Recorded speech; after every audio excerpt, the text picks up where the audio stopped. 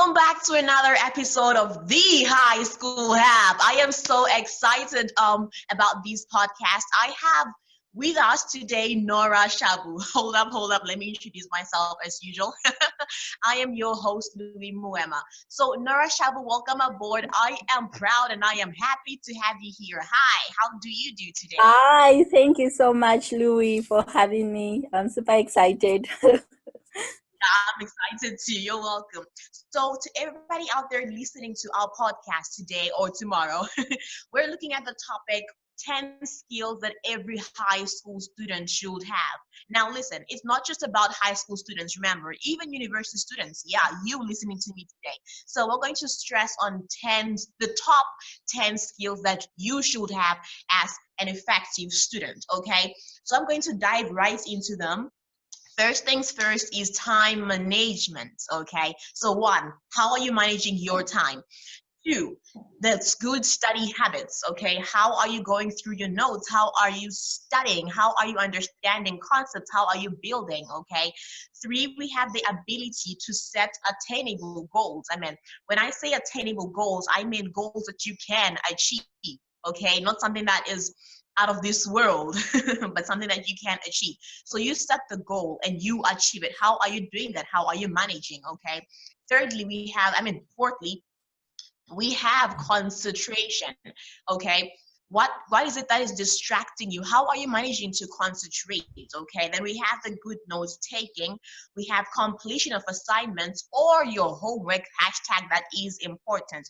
We have a review of daily notes. Every day you write your notes, every day you have to study. What are you going through? How are you going through this? Then we have organizational skills. That's number 8. Number 9, we have motivation. And lastly, we have commitment. Okay, Nora Shabu, isn't this interesting for today? It is. It's super amazing. I really love the topics. That's really nice. Great. Yeah. So we're going to dive into it.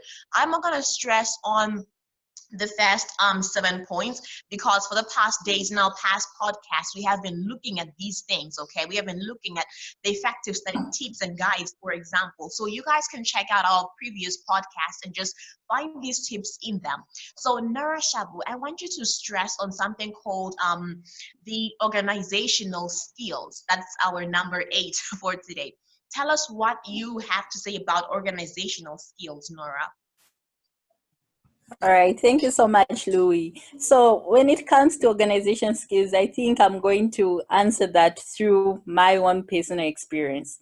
I am a mental health advocate and a youth advocate. And apparently I'm serving as the National Youth Chairperson for the Zambia YMCA and the founder of the Generation of Progressive Youth.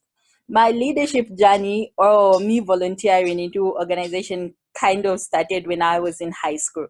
So for the past 5 years, I really used to wonder when I hear an advocate, because for me, I was wondering what it really meant to be an advocate, and none of those biology textbooks would offer the answer, or the chemistry book that laid down the feet of my bed. Nothing of that would offer that answer. However, my search for the answer was quite unintentional when I was in high school and I was recommended counsel. For me, when it comes to civic engagement, by then it was completely a lack of interest. I didn't see how my science field. One thing I was so assured was that I wanted to be a scientist, or take up a career which had to do with sciences. So I really didn't see any correlation between being in the scientific field and me engaging myself into something that has to be involved, being a representative for fellow students.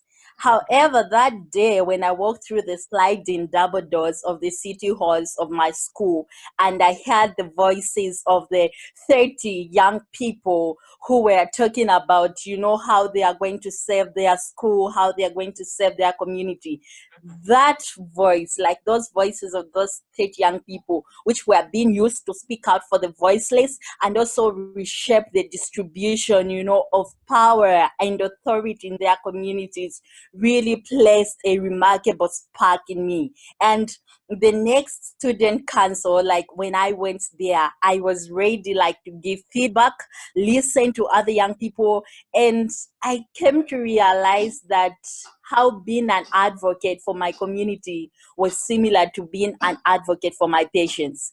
I was trace out this because it's so common, especially among young people who want to pursue like these health Yeah. courses Yeah. or science courses. Most of them feel like, oh, I'm just like, a bookworm.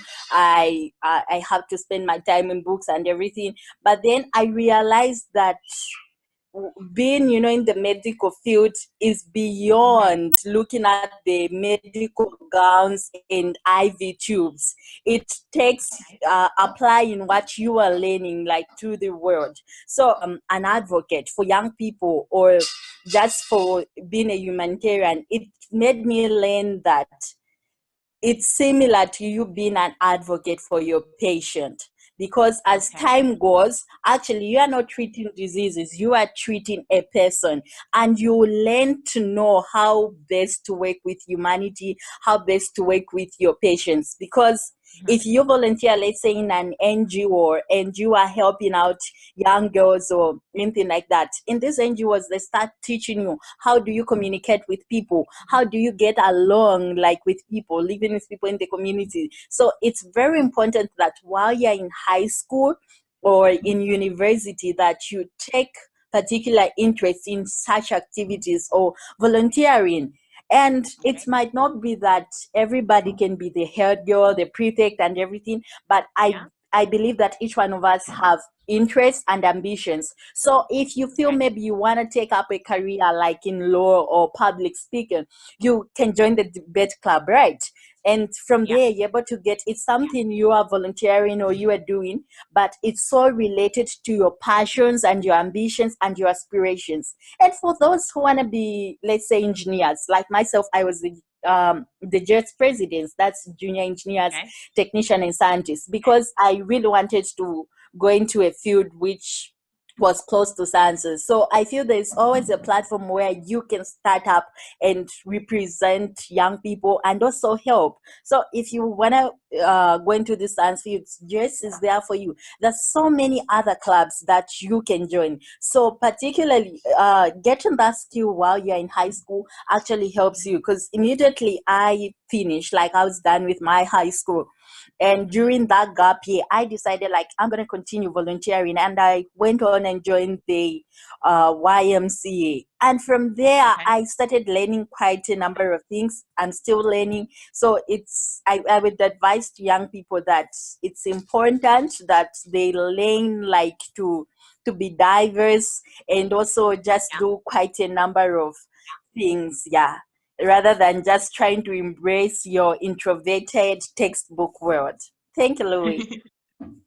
Thank you so Yeah. much for that, Nora. I feel like this is a whole lot that I have to digest. You have said a whole lot today. Wow. So, to people out there, the students listening to this podcast, I believe you have had how Nora has not just talked about school and your textbook world, but she's talked about the outside world as well. So, just so you know, in as much as you are in high school, in as much as you are in university, you're not going to be in school forever. Let me just be honest, okay? You're going to have to face life. And now life comes in different aspects. Life comes in different ways. It faces you in different ways, okay? So Nora Shaw is one person who travels around the continent, travels around the world to do this and that, and she impacts a million people's lives, okay, through her activities. Now, we're not saying that you should go ahead and join this organization, go ahead and join this and that. No, we're saying find passion. It's not just about school, it's about what you're building. So, Nora, I want you to just answer this. You joined the YMCA, you joined the GOPI, and now you are speaking to so many souls out there. You are traveling out there. You also have school, okay? You have your medical school that you are a part of. How does this work with you? How will you tell people, students out there, that you know what, you can build your academic life and you can build your organizational life, so to say? How would you come out and tell and advise people out there? So my advice to young people, honestly, Lou, one thing have realized: school school is important and school becomes your first priority. So Yeah. what have realized is that you need a strategy. You have to be strategic. It's not just about being an advocate or an activist. It's also about how you are doing it. Honestly, it won't make sense if you would decide to be volunteering half of your hours in a week just towards humanitarian work and advocates. That's not being smart. So one thing I'll tell you is have a planned timetable. For me, most of the times, like when it comes to me dealing with other work apart from school, I make use of weekends. I know, like Saturday, almost all my Saturdays and Sundays, I have church and other things, but that's the time like I invest maybe to go to an orphanage or go somewhere and just speak to young people. So I feel it's good that you have to be strategic. Always make Okay. sure that your activities or your extracurricular activities do not interfere with your academic life. So if you have a timetable by this time, like I have to be on books, learn to stick to that, which will bring me maybe like to commitment. But I don't want to talk about that until Louis asks me. Yeah. Okay. So one Thank you thing for I would that. tell you is that you have to be strategic and don't let one thing suffer because of the other. So Okay. have a laid down timetable. If you're saying on this day, on a Monday, I have to study this, keep that in mind. And no wonder I was saying that learn to find something where you have a passion or you have an interest in. So if you're talking about girls' childs, right? That's part of you. Like you really feel there's need. I don't feel it becomes stressful as it is when someone is forcing you to do things that you don't want or things you Yeah. don't like. You know what I'm saying? Go for your passions and your interests because it becomes easy. I don't need someone to pay me for me to tell somebody about mental health because that's me. Like I want to Yeah. see everybody's in good mental health, and I'm worried like if they have a mental disorder, are they getting treatment and everything? That's me. Like that's Nora. So it becomes easy and it doesn't become stressful. Unlike if someone told me maybe to go and play soccer or become a coach, like I'll Mhm. find it difficult and it will start interfering with my schoolwork because that's literally not me and I'm out of it. Yeah. Okay. Okay, Nora, I have one question that I'm sure people would like to ask you. Does this drain you? Does this ever drain you? Amazing. At times, honestly speaking, you're working with young people. Not that I don't love what I'm doing, I actually enjoy it. I enjoy it, but Yeah. there are moments when it does drain. Like I'm not going to lie, it does drain. There are times when I have a lot of emails I have to reply to respond to, and there are times I have quite a number of work, or at times there are times I have to attend to other young people. However, it's learn to strategize, as I told you. So there are Yeah. times Yeah. maybe I have to cancel 3 or 4 people. So I won't let and just do that all on my own. One thing I've learned, Mhm. you develop leadership skills as you're doing this. The more often you do it. So there are times maybe I have quite a number of young people I have to talk to, or just cancel. So I would definitely suggest strategizing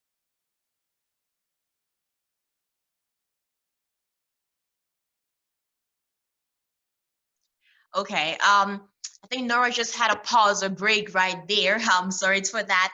So I'm just going to pick it up from there. Okay. I have worked with Nora here and there for some time. Okay. And I do understand what she is going through, what she goes through. Sometimes, of course, you have the workload and you have school and you're thinking, what is what? But if you remember, she talks about prioritizing. Okay, so first things first, if you learn to prioritize, then you're good to go. Okay, so I'll be very honest. I'm not 100% about school. Your life is school and it ends there. No, I'm also about what's going to happen to you after school, okay? How employable are you going to be after school? And all that is because, or rather, all that is because, or all that rather is going to focus on or touch on what you did during your school days, what you learned during your school days, not just about the math and the science, no, but about the communication skills, about the leadership skills, about all that. Okay, so I'm going to move ahead to the next topic, that is motivation. Okay, the next skill that you guys all have to have, motivation. Okay, so when I speak of motivation, I'm not talking about you finding the greatest coach ever in life to teach you about motivation. I'm talking about your own soul. I'm talking about you. How exactly is it that you will motivate yourself when you fall short? Remember, there's times when we get the 30% or the 10% out of 100% because we don't know why, actually. And you have an exam coming up in 2 days' time. You have, another test coming up in 2 days' time. What are you going to do? Because you just failed your last test and your confidence level is on zero now. So that is where motivation comes in, okay? That is where self motivation comes in. There's times you need to learn to pick yourself up. There's times you need to learn to dust the past from your life, from your academic achievements, and focus on tomorrow. There are times when you have to say, okay, I failed the test. Okay, I failed the assignment. Okay, I failed to do this, but I have to forge ahead. I have to look to tomorrow. Now, when you come to this point and accept that I failed this and you have to face tomorrow, trust me, there are ways that you will find, rather, there are ways that you should find to focus on how you failed, why you failed, and begin to build that. Okay, so say I got 10% today. What I'm going to do is not stay in my 10%, but say, okay, I have to get the 90% tomorrow. So what am I doing? How am I going to do things differently? I'm going to go back to my test paper and say, okay, I flagged this question. What's the actual answer to this question? Go back to your textbooks. Go back to people who understand what you failed. Go back to your teachers, your lecturers, and get help where you need to get that help, okay? Great. Again, self-motivation is not just about the books. It's not just about the school. It's about your daily life, okay? How are you doing things today? What did you do today that you're supposed to do? What did you fail to do today that you were supposed to do? And then what are you going to do about it?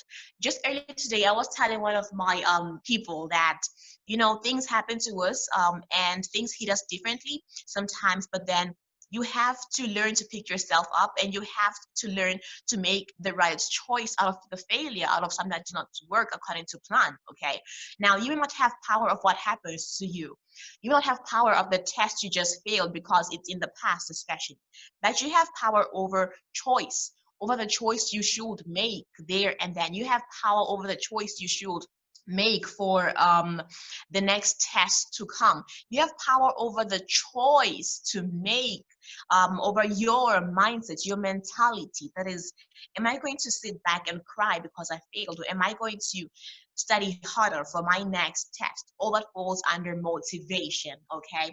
So when you look ahead and say there's a greater goal I should achieve, then trust me, you should learn to work harder to achieve that goal, because remember, it is you that you are looking at. Okay, so the last thing we're going to touch is commitment. What exactly is commitment? Why should I be committed? How should I be committed? Guys, we cannot go through school, we cannot go through finances, we cannot go through our day without commitment. Okay, commitment tells you that, okay, I have to achieve this, and despite this and that happening, I shall still stick to this. Commitment gives your all. Okay, commitment makes you say, I have a test in 5 days time. Each day I should cover at least 2 topics. That is commitment. You sticking to your plan is simply commitment, okay? So what happens when you lose this commitment? Well, you have to find it somewhere. That is why there's people you should learn to talk to, your teachers, for example, your lecturers, your mentors, the life coaches that you have, or your friends who understand what you are going through. Okay, commitment lets you actually balance between the motivational um, part, and also the organizational skills, as Nora was trying to explain earlier on before we lost her. She was trying to explain that when it comes to organizational skills, you need something called commitment to it. Not just committed to your books, but also to your organization, also to your work outside school. It's commitment that builds you and that, picks you up from here and takes you there.